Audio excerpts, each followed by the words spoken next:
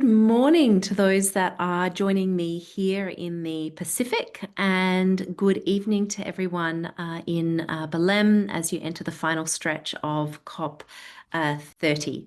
I am Eliza Northrop from the University of New South Wales Centre for Sustainable Development Reform, and we are hosting this webinar.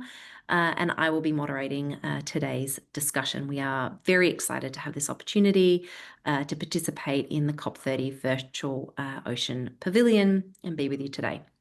So today's event for the next hour or so is really focusing on this ocean climate biodiversity nexus, or the blue thread, as we're increasingly hearing, particularly through COP30 as well.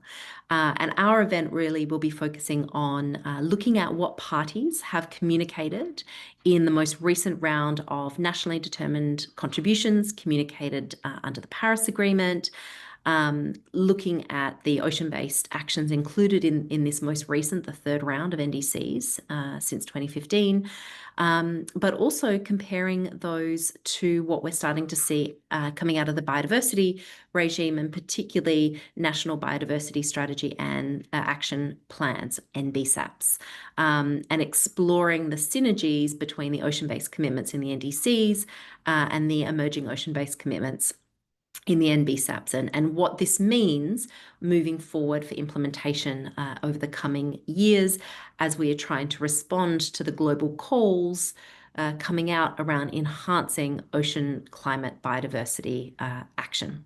So in terms of housekeeping for today, we will be recording this event.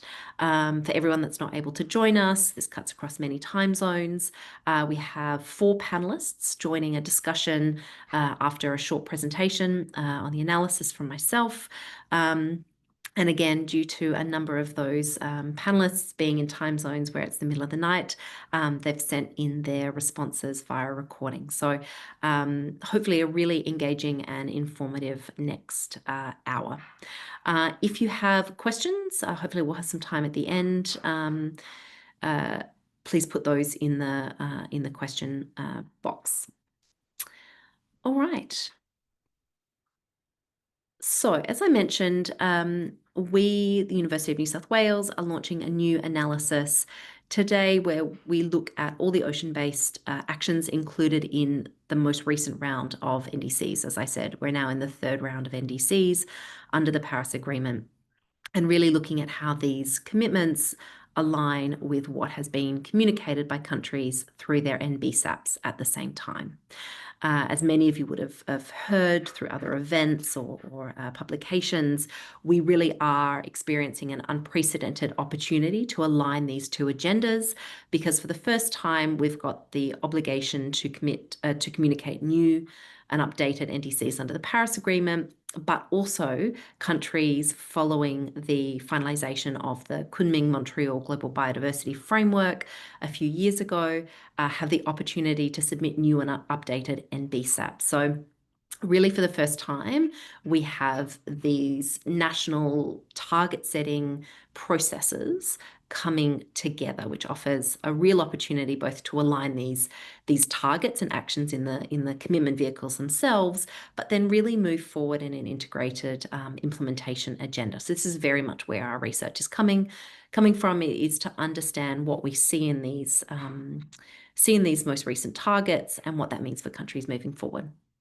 This research also supports the Blue NDC Challenge that's been launched by Brazil and France in the lead up to COP30 to really encourage countries to integrate ocean-based solutions into their NDCs and national climate plans, which I know for those of you following the Virtual Ocean Pavilion, you would have seen a lot of different events talking about this challenge and these broader efforts.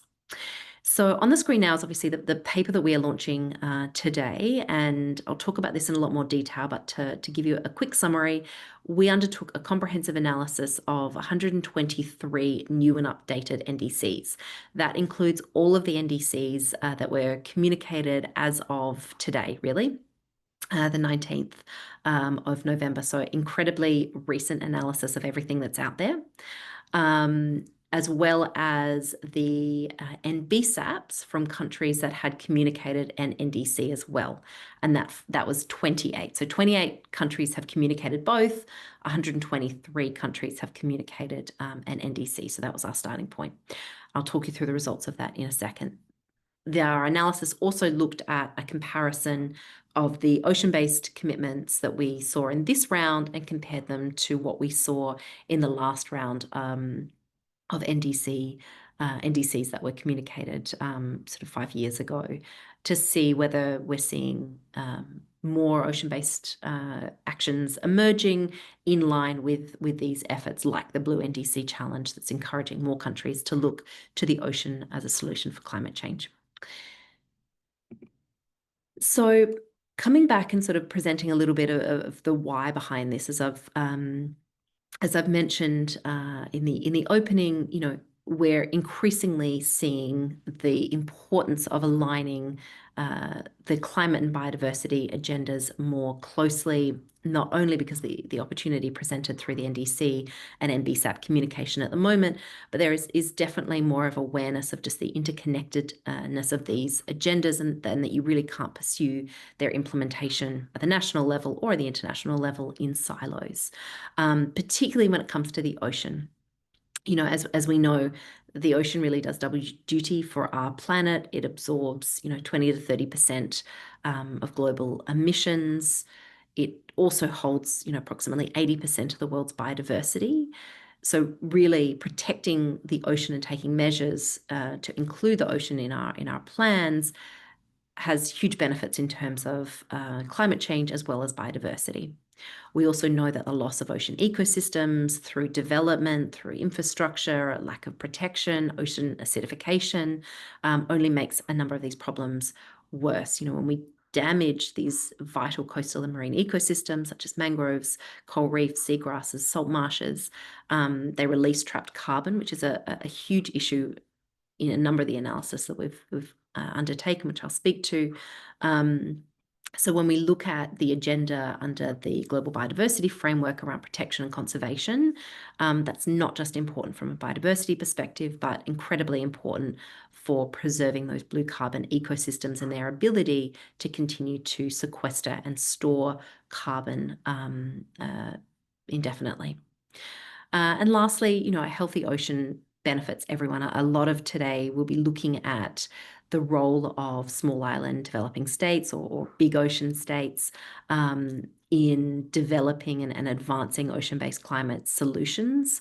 We know that they are critical in terms of their national economies, but really integrated ocean action supports global fisheries, protects all coastal communities from some of the climate impacts in terms of storms, erosion.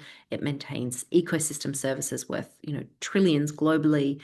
It is an investment that benefits everyone, not just those that come from big ocean states, even though that's the focus of today. We're also seeing, as on the slide at the moment, that the desire, that the need to advance an integrated agenda is really coming through some of these key political moments, as we've seen through the Ocean Climate Dialogue this year, the third United Nations Ocean Conference in Nice in June, as well as the COP28 joint statement on climate, nature, and people a couple of years ago. So that's the broader, I suppose, global policy setting that this analysis and today's discussion is operating within. So our analysis, as I mentioned earlier, looked at all 123 NDCs that have been communicated so far and the 28 NBSAPs from the countries that had communicated both. In terms of the 123 NDCs, I'll unpack this a little bit more in a sec, but essentially we found 727 ocean-based climate actions communicated in the most recent NDCs. These are individual ocean-based climate actions. And across the NBSAPs, we found 414 ocean-based biodiversity actions. Now, for the purposes of this analysis, when I talk about an action, an ocean-based action in either context, this is really a target, a policy, or a measure. It can be expressed in any of those ways that either aims to reduce or avoid greenhouse gas emissions or sequester greenhouse gas emissions or support adaptation and improved resilience to climate impacts in the ocean or coastal and marine environments. Importantly, we are not just capturing references to the ocean or marine space. We are focusing on actions that are capable of being considered a commitment, an action that is that can be implemented, that is forward-looking, not a statement of something that's been done in the past or a priority, but really something that the country is including in its NDC or NBSAP that it is intending to implement. So again, the intent behind this analysis is really to try to capture where we think countries are going to be prioritizing action in terms of the ocean space in this next sort of 5-year cycle.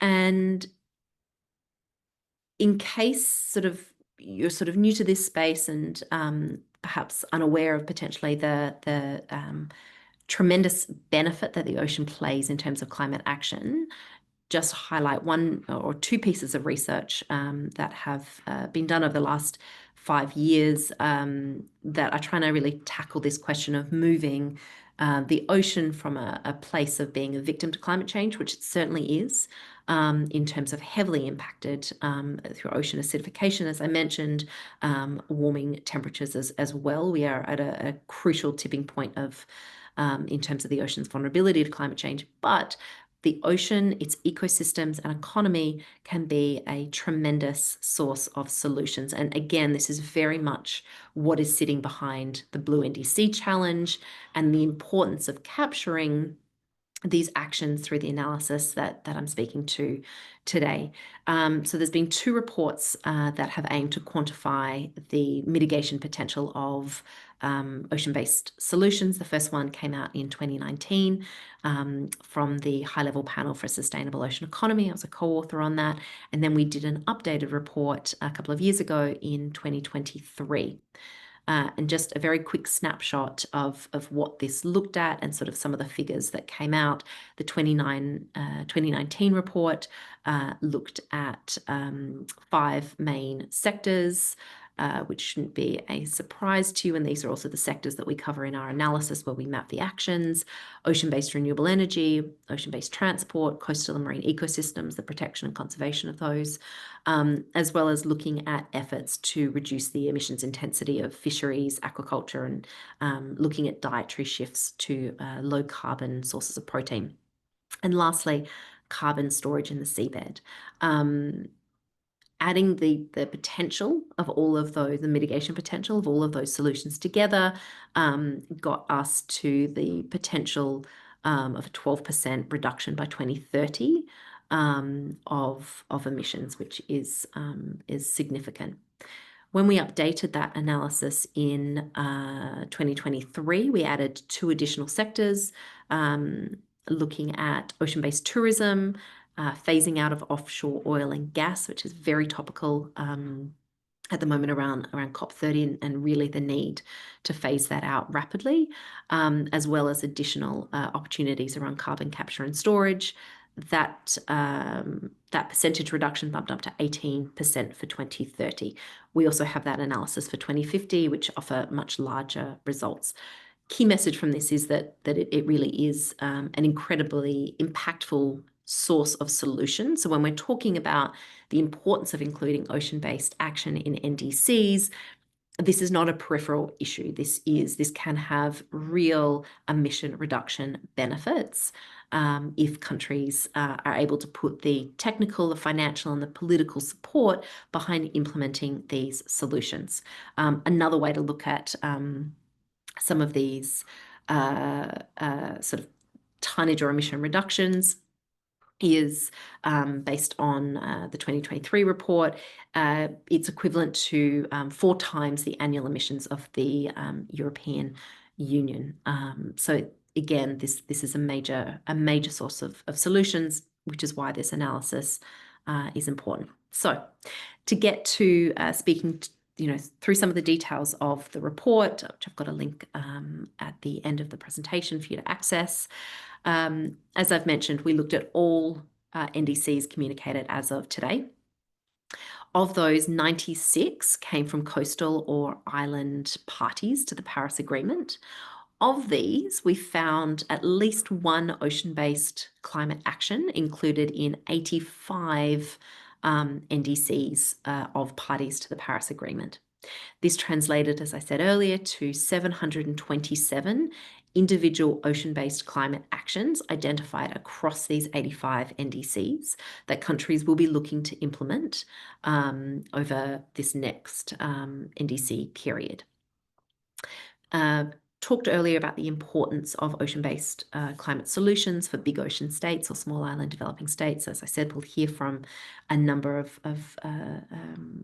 SIDS later in the panel discussion. 40% of these individual ocean-based climate actions came from an NDC communicated by a small island developing state, despite the number of those NDCs being only 20% of the total. So really, again, we see, I think, Fiji was, I think, the first country to submit an NDC back in 2015. I think the Maldives in this round was the first, if not one of the first. So we are really seeing small island developing states hit well above their weight in terms of putting forward impactful and ambitious ocean-based climate actions. So that's, what we've seen out of this round. How does that compare to the previous round of NDCs? So we also tracked that for a comparison as to whether we're actually starting to increase the number of actions, and we are. There's been an 81% increase in the number of individual ocean-based climate actions compared to the last round of NDC. So we had 401 go to 727 individual ocean-based climate actions across those 85 NDCs. So we've just compared the 85 NDCs from this round to the same countries of last round to get that number. There's also been an overall increase in the number of parties that have included at least one ocean-based climate action in their NDC, 79 in the last round to 85 in this round. So I think initiatives like the Blue NDC Challenge and all the work that's gone on around the breakthroughs is starting to really have an impact in supporting countries to develop and articulate ocean-based targets, measures, or actions in this round of NDCs, which I think is really exciting as we look forward to implementation over the coming years. So to break these numbers down a little bit more for you, and we go into a lot of detail in the paper. This is really just a very quick snapshot of the numbers. What this looks like in terms of, we've talked about ocean-based action, the numbers sort of in an aggregate sense. Coming back to that analysis from the ocean panel earlier, where we really broke that down by sector, or the mitigation potential by sector. We've then classified each of these ocean-based actions according to those same sectors. So we can see where the bulk of these ocean-based actions are going to contribute. And unsurprisingly, most of those are in coastal and marine conservation. So that sort of forms just under half of the total number of those actions. The next major sector is fisheries and aquaculture, which is also quite dominant, and that has really increased over the last couple of rounds of NDCs. That wasn't really present in the first round of NDCs, and less so as well in the last round. The third most common sector, as you can see there, hopefully, is the blue sector around coastal zone management. So this is looking at improving coastal infrastructure, improving development along the coast, both in terms of mitigation and adaptation. And then you can see the rest of the sectors there sort of fall away a little bit with I think only one ocean-based action around offshore oil and gas included. That is the least common action in terms of sectors. looking at the split between adaptation and mitigation, you can see again on the screen there, overwhelmingly more ocean-based climate solutions put forward as part of a country's adaptation component than mitigation, but also a number that touch on both, that have both the mitigation component as well as an adaptation component to it, which again is not overly surprising when we think about most of these actions are focused on the conservation and protection of coastal and marine ecosystems that are particularly relevant in terms of building resilience, improving adaptation capacity of coastal and low-lying states. I mentioned at the start that when we talk about an ocean-based climate action, we are covering targets, policies, or measures. Targets, many countries put forward sort of a quantified, very specific time-bound target, a percentage of hectares protected, for example. Others talk about advancing a particular policy initiative or undertaking a type of measure. So we capture all of those. And the second chart on the screen there just indicates that most of what we saw were ocean-based actions expressed in policy terms, not as many sort of starting to move towards this quantified target. Again, when you look at that division between adaptation and mitigation, that's not a huge surprise, although obviously moving towards more measurable targets is certainly of a benefit when we are starting to try to capture the impact of ocean-based climate solutions in efforts like the global stocktake and how we're tracking towards those long-term goals of the Paris Agreement. Last figure for you here is really just looking at the conditionality. Most NDCs, particularly those from developing countries, include some degree of conditionality in terms of the actions that they put forward. So again, this is important to understand, the level of certainty that we can expect some of these ocean-based solutions to be implemented and where we really need more international support, financing, capacity building to enable countries to realize their ambition in terms of ocean-based climate solutions. This is very important as countries are finalizing roadmap around the new collective quantified goal on climate finance, but also looking at the role of adaptation within that. And the stats are on the screen now. Most of the majority of the actions were conditional on receiving some kind of finance. A number were partially conditional, where there were sort of elements that would be undertaken within domestic resources, and then other elements that needed further support. But then also quite a large number, 169, that were not conditional on funding from external sources. Last two things that I wanted to touch on in terms of the NDC analysis is really the fact that in this most recent round, we are starting to see more ocean-based actions framed around loss and damage. Again, given the developments over recent years, particularly the establishment and operationalization now of the Fund for Responding to Loss and Damage, this isn't a surprise. But I think is interesting to start tracking as we're looking, across these actions that countries are starting to think about, including more measures aimed at responding to loss and damage. We've got two on the screen there. And lastly, to wrap up sort of the analysis around the NDCs, looking at this question of finance. Now, I talked about the conditionality a couple of slides ago. There's another aspect, and this came out quite strongly in this year's Ocean Climate Dialogue, but the encouragement to parties to really include the need for finance or the provision of finance as part of their ocean targets, so that we're starting to get a little bit of clarity there. And we had a number of states do so in different ways.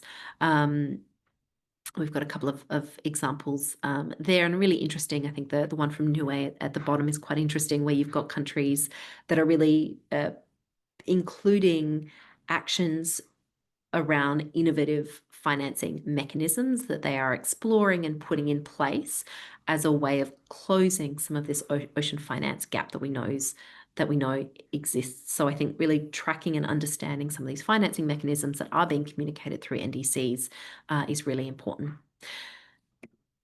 Okay, to sort of move to the end now, to reflect back on what I started with, which is the fact that this analysis was not only just about understanding the inclusion of ocean-based climate actions in the most recent round of NDCs, but their synergies with the national biodiversity strategies and action plans that countries are also in the process of developing and communicating under a very separate regime to the UNFCCC, under the Convention on Biological Diversity, responding to the Kunming-Montreal Global Biodiversity Framework that was finalised 3 years ago now.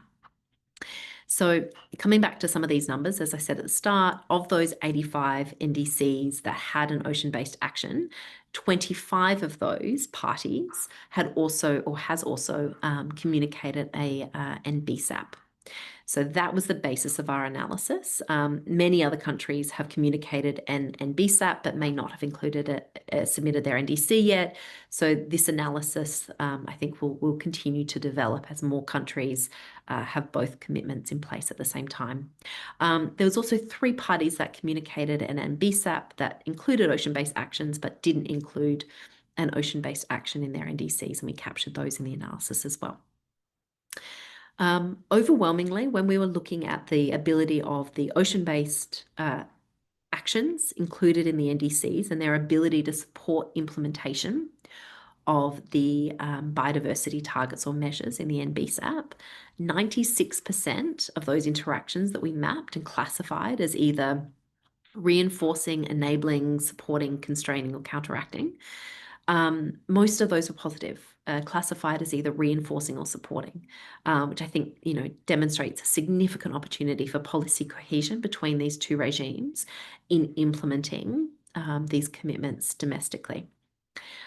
We also sort of flipped that analysis and took the 25 NBSAPs as our starting point, looked at the opportunities for the targets and measures communicated in those plans to support ocean-based climate action, even if it didn't match with an existing ocean-based commitment in the NDC. But we really looked at, countries that would be implementing these NBSAPs, will they support the climate ambition? And again, 58%, over half of the targets and measures that we identified in the NBSAPs as being relevant to climate would support implementation of the ocean-based actions in the NDCs. Again, as I keep saying, really demonstrating that there is so much potential here for undertaking implementation in an integrated and synergistic way. Similar to some of the analysis we did around the NDCs, as we were going through this process of mapping and classifying the synergies, we just tracked which targets they most aligned with in terms of the Global Biodiversity Framework. Again, unsurprisingly, most of them contributed to the targets around area-based conservation measures, the 30 by 30 commitments in targets 2 and 3, as they're colloquially known as, but also, a high degree of alignment around target 8, sort of minimizing the impacts of climate change on biodiversity, as you'd expect, as well as a lot of alignment with supporting sustainability in terms of aquaculture and fisheries. So again, tremendous opportunity for the implementation of the NDCs to help countries achieve their ambitions under the Global Biodiversity Framework. Now, it's not all, supporting and reinforcing. We did identify in our analysis a number of actions communicated through the NDCs that could have impact on the achievement of biodiversity targets and actions by those countries. Again, unsurprisingly, this is where the potential sort of constraining relationships around the rollout of large-scale renewable energy. Now, this is not to say that the implementation of renewable energy necessarily impacts biodiversity, but it is an area where there is the potential for impacts and trade-offs.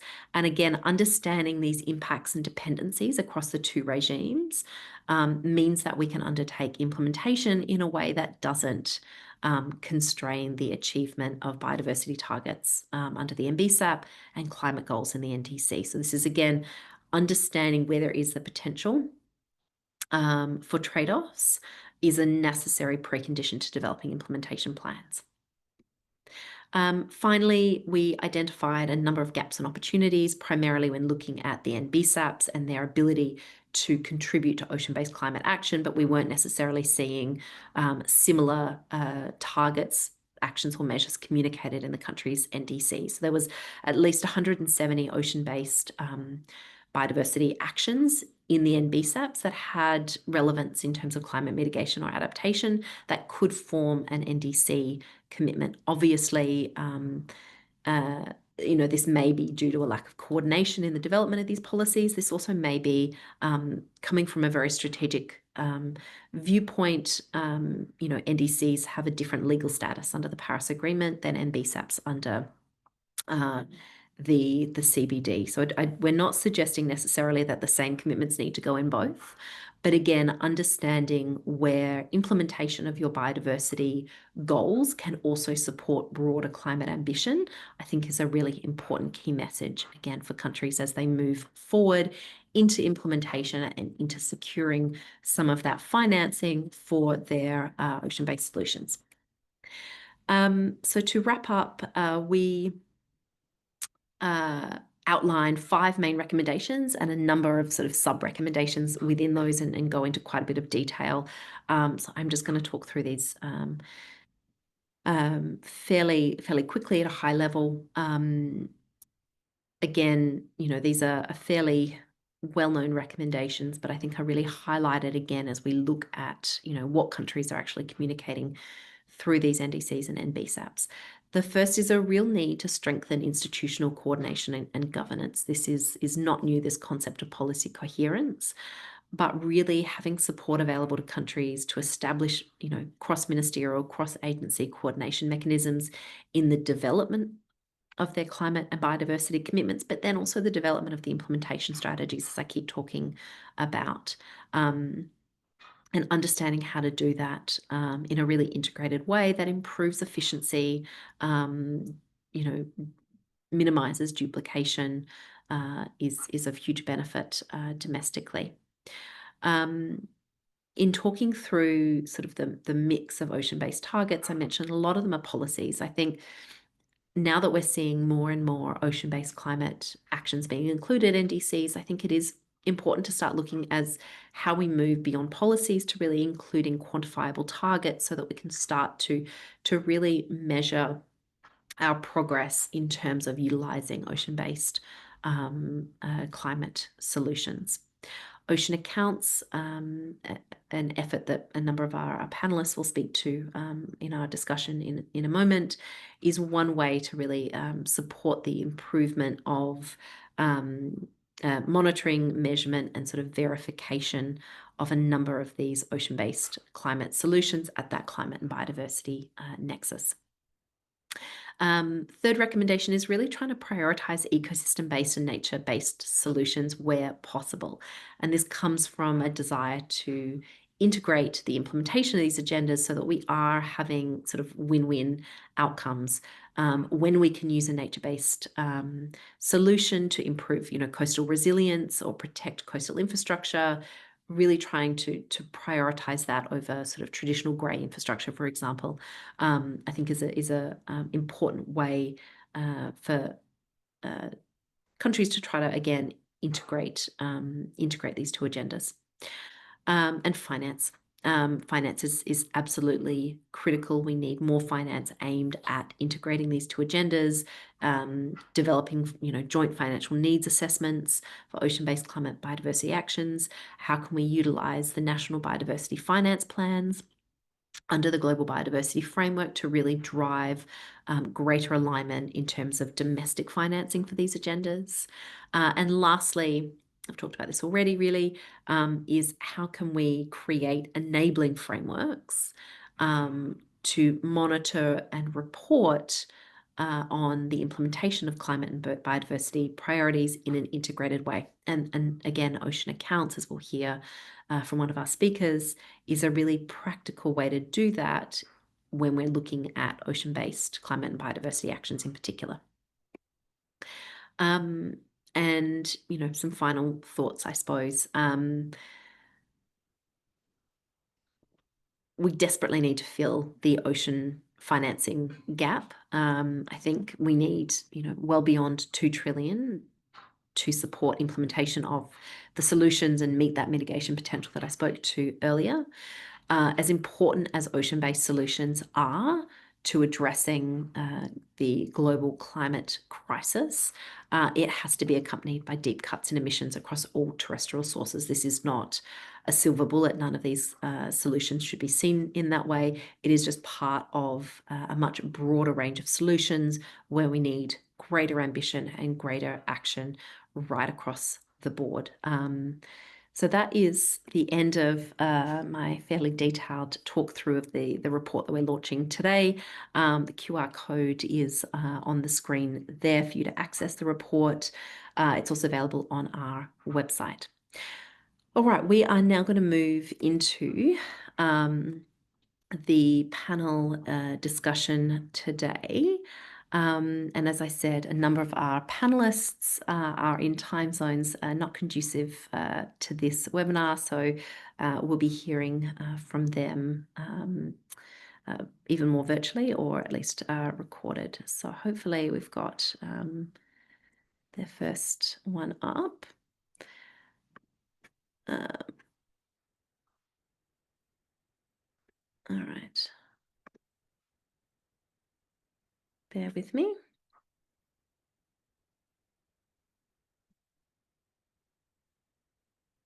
So our first panelist today is Lasama Sabri. Lasama is a Maldivian conservation professional with over a decade advancing marine biodiversity policy and practice. She's a senior conservation officer at the Ministry of Tourism and Environment in the government of Maldives, and has helped update their National Biodiversity Strategy and Action Plan, their NBSAP. She also serves as the national focal point for all environmental conventions. Lasama works very much at the foreground of biodiversity in ocean accounting, ensuring ecological condition, ecosystem services, and economic use of coastal and marine ecosystems are really considered together in terms of understanding their value. So, Lasama. Maldives, as I mentioned earlier, was one of the first countries to submit their third new and updated NDC back in February this year. And I know you're also going through the process of developing a new NBSAP.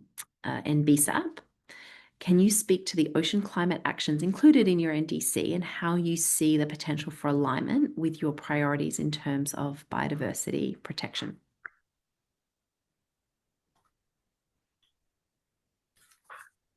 For the Maldives, ocean climate action and biodiversity protection are inseparable. They are completely intertwined and linked in ways that are fundamental to our survival as a nation.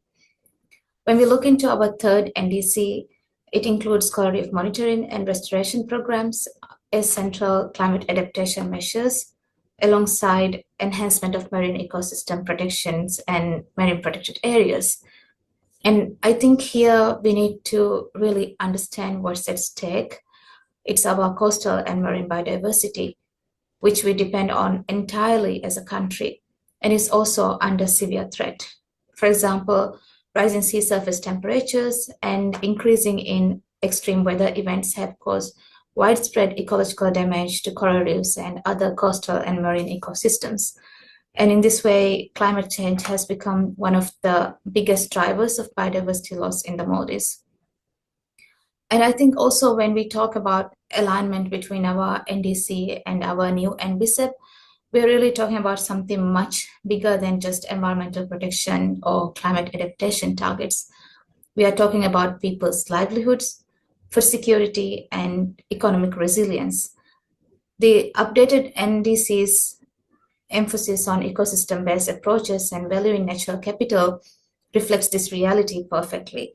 And now that we are almost at the final stage of updating our NDCs, we see how this alignment has been fully reflected in the NDCs as well. For us, integrating ocean climate action and biodiversity conservation isn't just smart policy or an international best practice. I would say it's really the only way forward for us.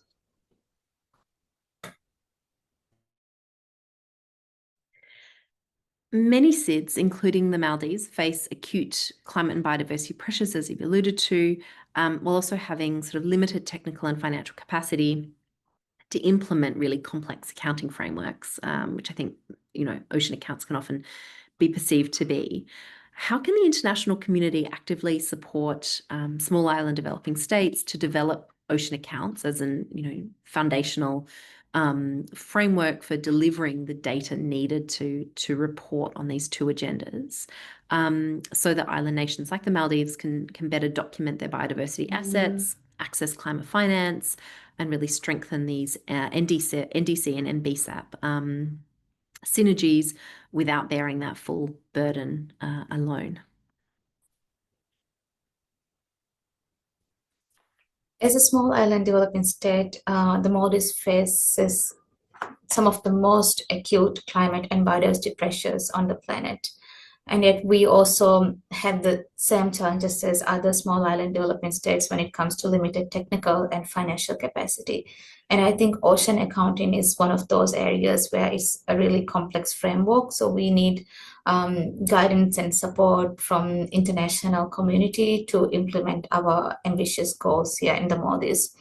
And because Maldives is a member of the Global Ocean Accounts Partnership, I think so far we have been very fortunate and we have been able to carry out the activities that we need.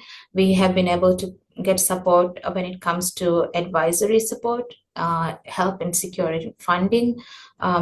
We have had experts available for us to guide us in some of the processes that we need. We've had capacity building programs, trainings, and not just capacity building for individual people, but also for building institutional capacity as well. And I think because we are looking into scaling up ocean accounting efforts throughout the Maldives, we have to look into maintaining the existing partnerships and also creating new partnerships, whether regionally or globally, or with other similar small island developing states or other countries and organizations, and see how we can share knowledge, share experiences, and help each other in achieving what we are trying to do. And we are ready to share our experiences as well, and we will be happy to learn from other countries also. Thanks, Lasama. And finally, as sort of I've alluded to, you've certainly alluded to, Maldives has really been a champion of ocean accounts and has been on a journey of developing ocean accounts for many, many years now. At the UN Ocean Conference in Nice earlier this year, which I referred to earlier, Maldives was one of 20 signatories to a new global pledge to establish comprehensive national ocean accounts to deliver on ocean climate and biodiversity priorities. And in fact, the political outcome document from the UN Ocean Conference, one of the key recommendations was the development of ocean accounts as that enabling framework for ocean climate and biodiversity action. Can you speak to how you see ocean accounts being used to support implementation in the Maldives of its NDC and NBSAP actions and priorities?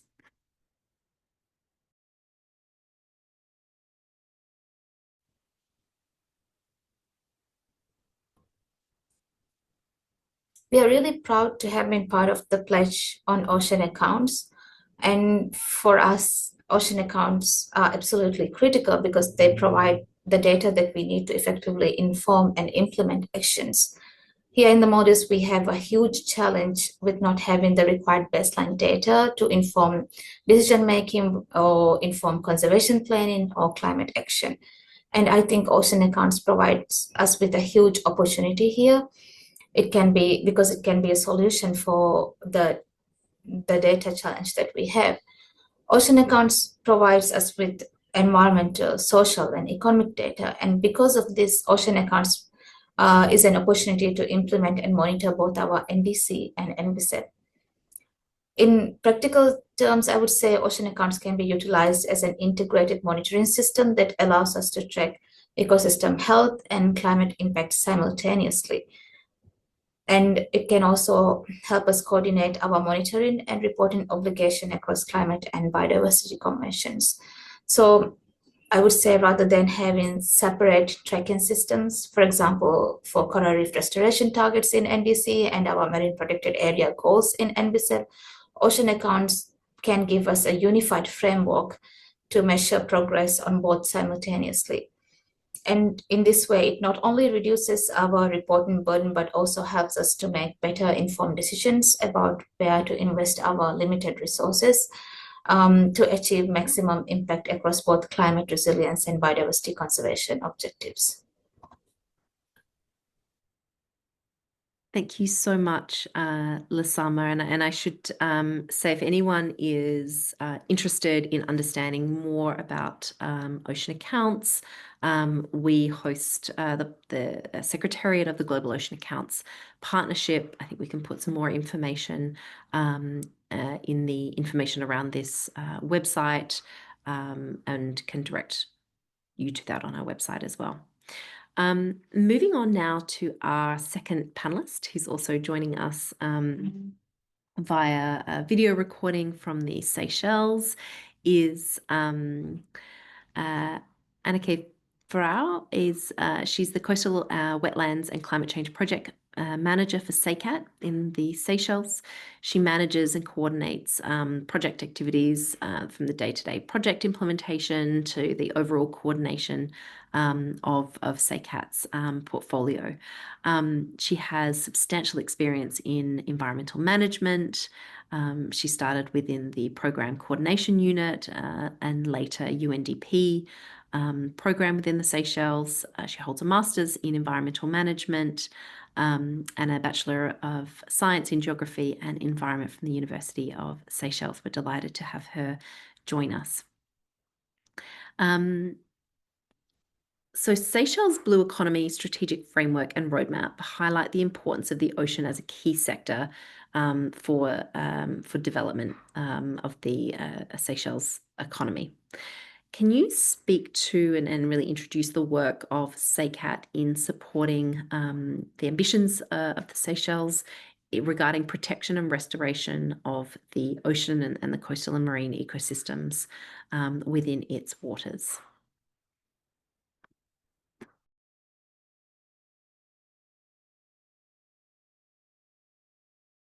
Good afternoon and good evening, everyone. Thank you for the introduction, Eliza, and also for my first question.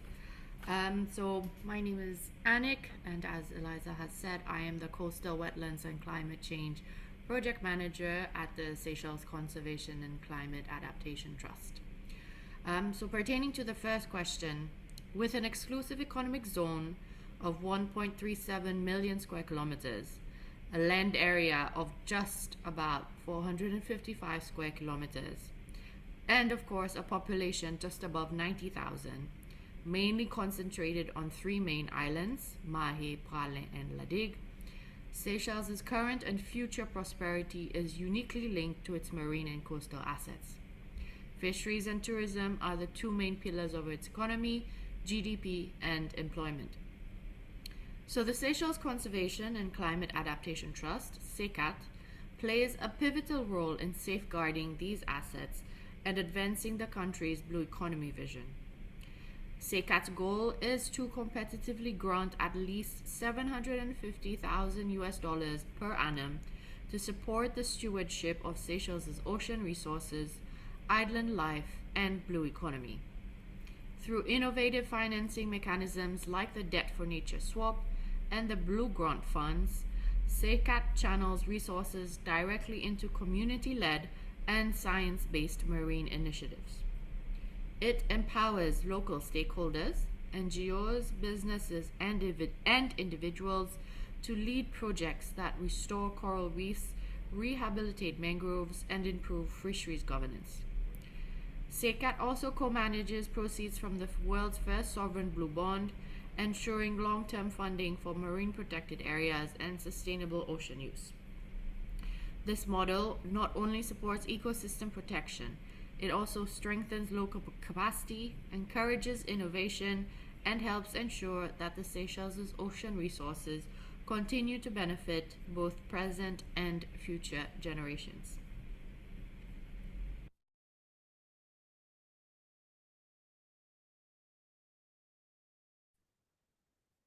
Thanks, Anik. So to dive a little bit deeper, Seychelles has taken the really ambitious step of pledging to protect 100% of its seagrass meadows by 2030 in its last NDC. I think an excellent example of where a measure included in the NDC directly aligns with, the implementation of targets 2 and 3 of the Global Biodiversity Framework. But the process of developing that commitment, I think, was really interesting in terms of how that happened in terms of that public engagement, including for why it was so important to have unique words for seagrass as part of building the public support for this really ambitious commitment. Can you speak to that a little bit further? In its previous Nationally Determined Contribution, or NDC, which was submitted in July of 2021, Seychelles committed to protect 100% of its seagrass meadows by 2030, a bold and globally significant move.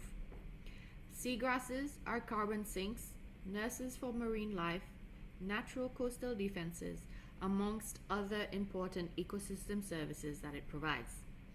Yet they are still severely overlooked. This NDC commitment is important for several reasons. It aligns with Seychelles' climate goals by enhancing blue carbon storage. It strengthens ecosystem resilience against climate change and coastal erosion. It reflects a holistic approach to marine protection. However, equally important was the cultural dimension. Language shapes awareness. By developing unique Creole words for seagrass, SECAT, through the Coastal Wetlands and Climate Change Project, fostered public connection and pride in these habitats. When people name something in their own language, they're more likely to value and protect it. This simple activity turned into linguistic innovation that has helped to bridge science and society, turning policy into a shared national mission.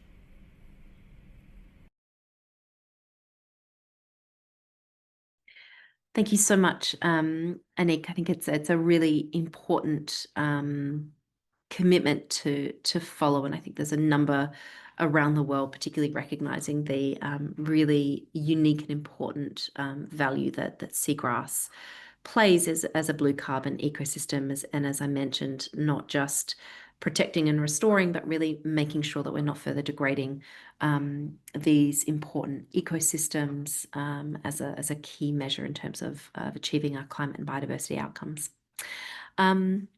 We are going to move now to what I think will be our last speaker.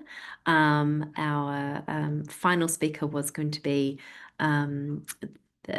Dr. Savendra Michael, the Permanent Secretary from Fiji and an incoming co-chair of the Ocean Climate Dialogue for next year. But I think as many of you that may be following along live in Belém, the COP31 host, I think, has just been announced. So I think he will be tied up in that, but we'll see. So I think this will be our last speaker on this panel. So I'd very much like to welcome Mr. Esben Ronberg, who is the Pacific Community SPC's Senior Advisor on Climate Change and Multilateral Environmental Agreements. He has been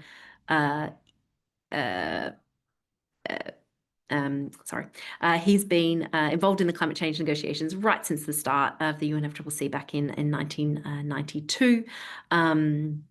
He's been a senior climate change advisor for the Pacific Regional Environmental Program, SPREP, interregional advisor for small island developing states in the United Nations Department of Economic and Social Affairs, and worked as an advisor for the government of the Republic of Marshall Islands, including as a permanent representatives for their mission in UN. So turning it over to Espen now.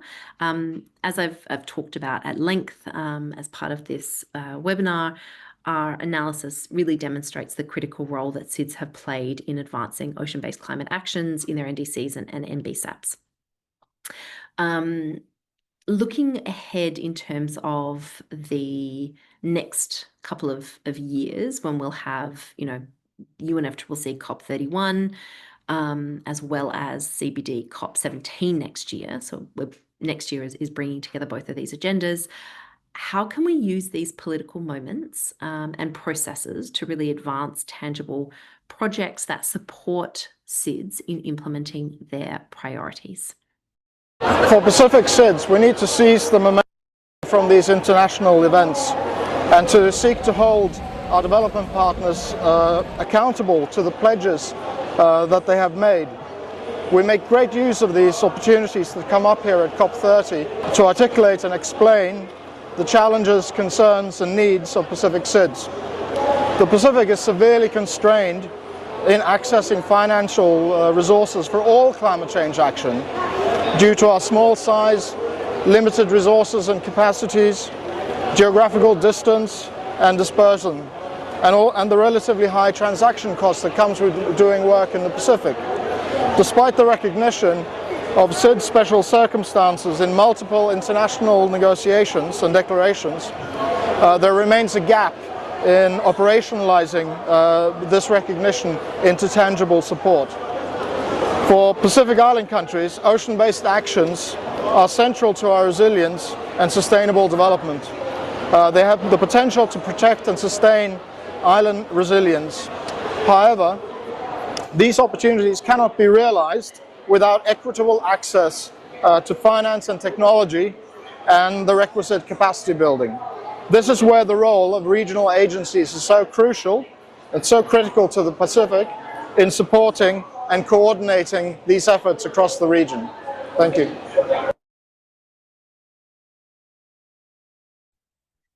Thank you, Espen. So in terms of, for the Pacific, I suppose, specifically where you work, what regional programs or structures could support long-term implementation and synergies around ocean-based climate and biodiversity action for Pacific SIDS?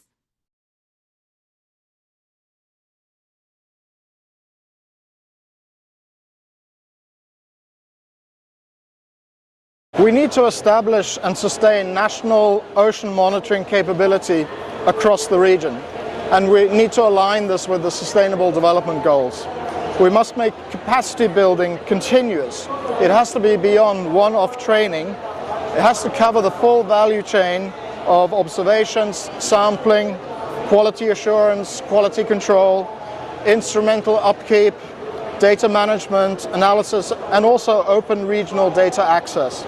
In addition, we need more observation stations and systems. We need to have secure, dedicated, multi-year funding for equipment, training, travel, and country visits, for troubleshooting, and also for data curation and management. We need to coordinate regionally through our existing mechanisms, and also with collaboration that connects regional experts, laboratories and agencies to share methods, troubleshoot equipment, and also to co-publish policy relevant results. There are also opportunities for doing this on an inter-regional basis, particularly with other SIDS regions. We need also to couple the chemistry, ocean chemistry, with the biological.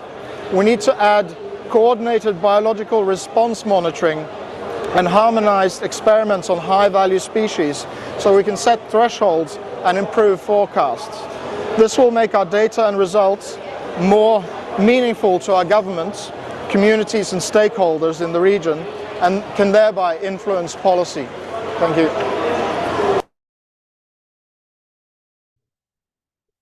Thanks, Esben. And last question, to sort of drill down to a really specific initiative, I think, again, at this nexus point between ocean climate and biodiversity action, the Pacific Community SBC that you're with is leading on the Unlocking Blue Pacific Prosperity Initiative, UVPP, that was launched at COP28, has been endorsed by the Pacific leaders at the most recent Pacific Island Leaders Forum that took place this year.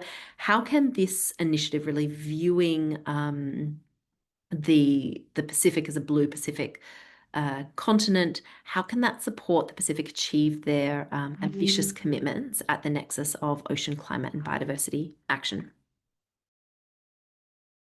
The UBPP is a highly innovative effort by our member states to attract new sources of funding. It is targeted at concrete action on the ground and in the ocean, and sets out holistic criteria for initiatives to be funded. UBPP is intended to mobilize new catalytic large-scale investment into the region to drive sustainable ocean conservation, resilient ecosystems, and food security across the region. UBPP brings together 22 Pacific Island governments from the island countries and from the territories, with all of our regional agencies, local communities and civil society, and public and philanthropic partners to achieve sustainable management and conservation of 100% of the Blue Pacific continent, including the 30 by 30 target. Thank you. Thank you, Esben, and welcome, Dr. Michael. You made it. I was talking about your apologies earlier, given everything that is happening at the moment in Belém, and you are obviously joining us live from Belém. Thank you so much for making time to join this webinar. We really appreciate it. That was perfect timing. So if okay, I'm going to jump straight into sort of a first question, but amazing. Also, probably will get you to react a little bit in real time to what's happening in terms of the COP31 announcement as well. But to kick off, and by way of introduction, I suppose, Dr. Michael, you are the Permanent Secretary for the Ministry of Environment and Climate Change for the Fiji government. You've got sort of decades of experience working on climate change adaptation and disaster management within the Pacific. You are the lead negotiator, both in terms of Fiji's UNFCCC participation, but also chief negotiator across the Plastics Treaty and the CBD. So I think incredible insights into what we've been talking about on this discussion.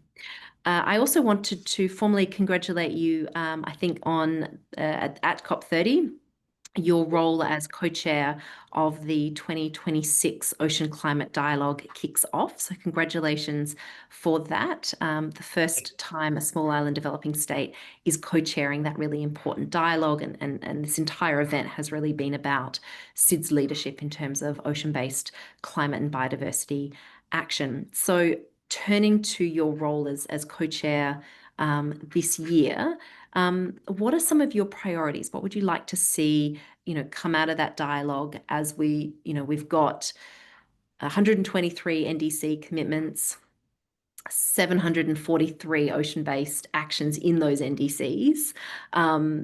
Your co-chair role will really pick up sort of the implementation phase of these. So with that background, would very much like to hear about your priorities and vision. Thank you, Dr. Eliza, and thank you, colleagues. Bulavinaka from Belém, Brazil. It's 8 p.m. and we have just come out of our small grouping. For us, I think taking on the role of co-facilitator for Ocean and Climate Dialogue, it's a couple of things that we want to focus on.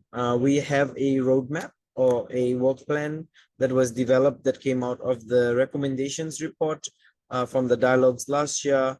There was also a implementation pathway work that was done. But for me personally, this journey is going to be very critical and crucial in the sense that we have still a very marginalized representation of Global South voices. And so to bring that balance into this, to the dialogue is really important.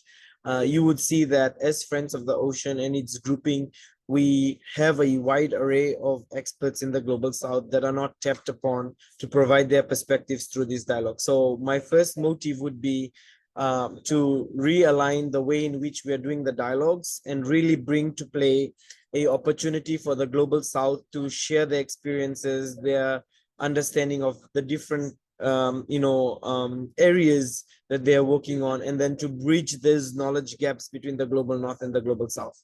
My second very important key priority would be that there were three thematic areas, and there were three outputs or outcome pathways that was proposed from the last two co-facilitators, which was Brazil and Belgium. And so ideally, it would be revisiting those and seeing which ones we can implement in the course of the year. 1 year, 12 months is not enough as well to do a lot of these things. So we have to be very purposive on what we can do. We do see the importance of really bridging or connecting the outcomes with something very concrete. So our vision is to really, or the visions of the co-facilitators is to really take it a notch up and to try and see really what are the integration pathways to bring oceans within the UNFCCC table. And I think this is something that's been long-standing. We hope that initial work in the lead up to SBs can really help that. And we have precedents which is not being recognized right now under UNFCCC. We need to recall the decisions of the CBD and the UNEA 6 to try and pave a way in which this can be recognized as an agenda, because under the decision 14 and 22 of the CBD in COP16 in Roma or in Cali, we had agreed that the two executive secretaries will be talking to each other to understand the pathways of convergence. So I really want to revisit that, because next year we have the CBD COP as well. And it's really high time we, operationalize those discussions. So calling on the two executive secretaries to really show how we can bring the oceans agenda into the formal agenda of the UNFCCC and what legal pathways needs to be explored accordingly. The final thing that I wanted to say is that we as Pacific Seeds come from a place of humility. And so we draw on all the expertise and look for guidance and support from the different partners that are in this space that can really support us in terms of our role and in terms of really getting us to deliver the two objectives that I've just spoken about. Thank you so much, Dr. Michael. And I think you've hinted at some of my next question as well. Looking forward to next year, where we will have COP17, COP31, which I understand the arrangements have sort of really just been announced, as well as the Ocean Climate Dialogue. Any reflections on next year and how we best make use of these moments, COP31 being slightly less clear, I suppose, now, but how we make the most of these moments to really look at implementing and financing these ocean-based climate solutions and the ambition that countries have put forward in their NDCs. How do we turn this into implementation and use these sequence of events next year to supercharge that? Yeah, I think it's, although COP31 is slightly less clear, I quote you, there is a clear direction from the press conference just happened now that the Pacific will be hosting the pre-COP. And that itself is a window of opportunity to really showcase the ocean priorities and whether whichever country in the Pacific, will have the opportunity to host the pre-COP. The Australian team have made that announcement just now that, this will be in the Pacific. So we look forward to those discussions being formalized and in whatever way, through whatever process, so that we understand and can do the legwork ahead of time. I also believe that we have a very critical role, not only as co-facilitators of the Ocean and Climate Dialogue, but the incoming PCIDS chair. So yes, my cup is full and it'll be overflowing, but I do know that this is a good opportunity to really bridge that, chairship role as well as the co-facilitator role to try and pivot ways in which we can, discuss these things more substantively, particularly matters related to oceans, with whether it be ocean accounts, whether it be the work around ocean climate nukes, science, and so forth. At this COP, you're already, experiencing a lot of pushback right now on the IPCC itself, which is quite scary and worrying. And so, I think right now as well, we need to start looking at, because AR7 is just down the pathway to get, sufficient knowledge products and knowledge information, sorry, not knowledge information, but evidence and science-based, science-driven data to help support information in this regard. So I think that's really important, and we should really lean on to the academic institutions and others that are working in this space to really influence and inform and co-inform and co-design the AR7 chapters around the respective areas. We have not done such a good job, I must say, in doing this, and we really need to step it up. If a IPCC is getting challenged now, IPCC can get challenged in the future again. So let's work together to try and really firm that up as well. I think that's an incredibly important message to bring into this, is just the central role that science needs to play in guiding these actions, and particularly this integrated agenda. Thank you for bringing that into the conversation. And I think, as you say, I think the Pacific hosting the pre-COP, and from my understanding of how this is unfolding in real time, Australia will still have a role. I think it's, again, really looking at that Pacific partnership between Pacific Islands and Australia, all as sort of large ocean, big ocean states. How can we really advance tangible action out of next year, making the most of COP31, but also CBD 17, and I think maintaining, that opportunity front and center, despite it not being physically held within our region, which I think is a pity, but really leaning into the opportunity that next year still presents. Thank you for offering your thoughts as this is really unfolding. We appreciate that. That brings us to the end of this event. I'm sure you need to get back to the negotiations. I'm sure you've probably got a long night ahead of you. Thank you so much for joining us. Update. I just wanted to let all the Friends of the Ocean know that oceans is still not off the agenda. It's still part of the AOC submission to the presidency to include the language around oceans in the package, whether it's in the cover decision or it's in the package of text. Oceans has to be there as much as forest and others. And so rest assured that your team here in Belém, Brazil will continue to push for blue extractor NDCs, whether it's ocean climate solutions or language around that.